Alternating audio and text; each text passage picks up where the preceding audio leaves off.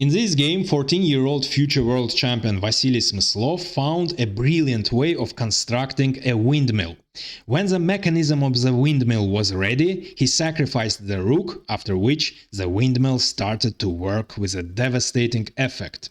Smyslov's opponent started with d4, Smyslov played d5, knight f3, knight f6, e3, e6, bishop d3, c5 attacking the center, and b3. White's idea is to fianchetto the bishop, take under control the e5 square, centralize the knight, and start an attack on the king side by playing f4.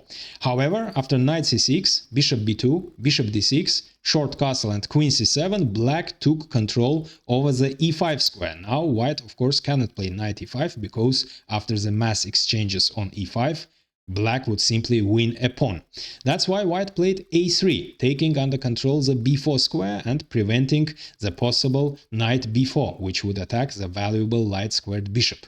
Smyslov played b6, preparing the fianchetto of his light-squared bishop. White played c4, attacking the center, bishop b7, knight c3, so knight b5 might be unpleasant. That's why Smyslov played a6, preventing knight b5. Rook e1, exchange on d4 followed, e takes d, short castle, and knight a4. So white has created an immediate threat, namely c5, which would attack both the bishop and the pawn. And in this case, black would be forced to capture on c5 with his b pawn, and after that, white would recapture with the d pawn, open the dark squared bishop's diagonal, and would get the pawn majority on the queen side, 3 pawns against the 2 pawns. Besides that, the knight would get a very good outpost on b6. So in order to prevent all this, Smyslov moved his bishop from d6. Now, if white plays c5, that would attack only the pawn, and the bishop isn't on d6 anymore.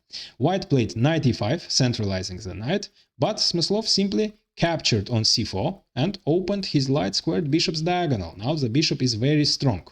Of course, white cannot capture with the piece because of simple b5 with a fork. That's why white captured with the pawn. But now knight takes e5 followed, and after d takes e, we can see that white's pawn structure is damaged on the queen side. White has isolated pawns. So Smyslov's knight was under attack. However, he ignored this and played queen c6, creating a very dangerous queen and bishop battery and threatening checkmate in one. And here Smyslov in his annotations recommends for white queen f3, which would lead to the exchange of the queens. So after queen takes f3, g takes f. It's true, white's pawn structure is terribly damaged on the king side. However, the knight is under attack, so knight d7 might have followed in order to defend the b6 pawn, and as the pawn on f3 is under attack, white would have played bishop e4, and after rook b8 defending the bishop, rook d1 attacking the knight, and knight c5, the exchange of the knights might have followed, and in this position black of course has the slight advantage. However, white can continue the resistance. White's of course is worse, white's position is worse because of the damaged pawn structure. However, white can continue the resistance. Instead of this, instead of queen f3, however, white made a terrible mistake. White decided to defend the g2 pawn by playing bishop f1. However, after this, the black queen remains on the board, and that lets Smyslov start a devastating attack. First he plays rook d8 with tempo, developing the rook, attacking the queen, and after queen b3, finally the attacked knight moved on g4, creating again a threat, attacking h2, and of course white cannot play g3 because of checkmate in 1 on h1. That's why white played h3, attacking the knight. However, h3 weakened the king side, and Smyslov will exploit this with great effect. Now you can pause the video and try to find Smyslov's brilliant move, which prepared the following tactics, the windmill tactics. So he played rook d3, putting the rook under the attack of the bishop and the queen, and attacking the white queen. And it turns out that white cannot capture the rook with the bishop because the bishop must defend the g2 pawn. That would simply lead to checkmate in 1. And neither can white capture with the queen, because after queen takes d3, the geometry of the chessboard.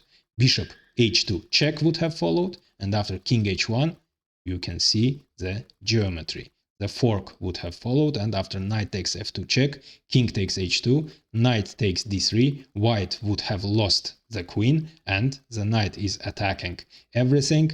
The white knight is under attack, and white of course cannot capture the black knight because of the same checkmate on g2. That's why after rook d3, as the white queen is under attack, white decided to capture on b6, as the queen is defended by the knight, and the black knight is also under attack. However, now the mechanism of the windmill starts to work. We can see Smyslov's idea behind rook d3. That wasn't just a beautiful move. It had a very deep idea. Rook takes h3, the rook sacrifice. Of course, white cannot capture the rook because of the same checkmate on h1. Neither can white capture the queen because of bishop h2 check, and after king h1, knight takes f2 checkmate. That's why after rook takes h3, white played bishop d4 in order to defend the f2 pawn. However, now we can see the windmill at its best. Bishop h2 check, forcing the king to h1 under the attack of the rook. So after king h1, the bishop can retreat and with check. So white wouldn't have time to capture the bishop. So bishop takes e5 check. Of course, white cannot capture the rook as the pawn is pinned. So in this position, actually, white resigned because the only move is king g1. However, the bishop would have returned to h2 in this case in order to force the king to h1 one more time under the check. And after that, bishop, of course, would have retreated to c7. Now that the pawn on e5 is eliminated, it can retreat to c7 and win the queen. So after king g1, simply bishop takes b6 would have followed. That's why in this position, after bishop takes e5 check, white resigned. And now I recommend watching David Bronstein's positional masterpiece, in which he destroyed Botvinnik's stone wall in a very spectacular way. But first, hit the like button and subscribe, as it's really helpful for the channel growth.